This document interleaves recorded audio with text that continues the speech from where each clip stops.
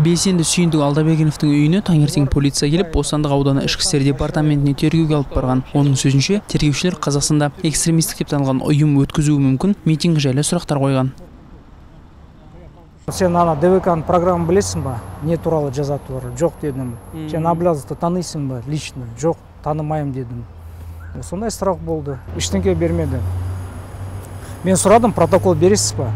Жоқ, протокол бермеді олар. Жоқ, бермеуге қажеті жоқ, рұқсат жоқ, бермеді. Мен сұрадым протоколды. И потом олар айтады, давай барыңдар, қайтыңдар үйге тез, потому что бізге бүгін көп жұмыс. Үйге ровд көп адам тасимыз бүгін. Кешеден бері әлеуметтік желіде бірнеше азаматтық белсенді үйіне полиция келгенін, кейбірін түнде алып кетіп тергегенін жазды. Олардың айтуынша барлығына Әбіләзов қозғалысы туралы, оны қолдап-қолдамайтын туралы сұрақ қойған.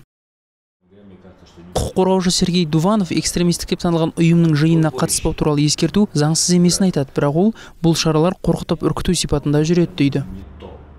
На самом деле это не просто беседа, это психологическое давление на... Шын мәнінде бұл жай ғана әңгімелесу емес, бұл қандай да бір тұлғаға қорқыту арқылы қысым жасау. Осылайша оны митингіге қатысу ойынан айныту. Қызық әдіс, мұндай тәсілдің қолданылып жүргеніне біраз болды.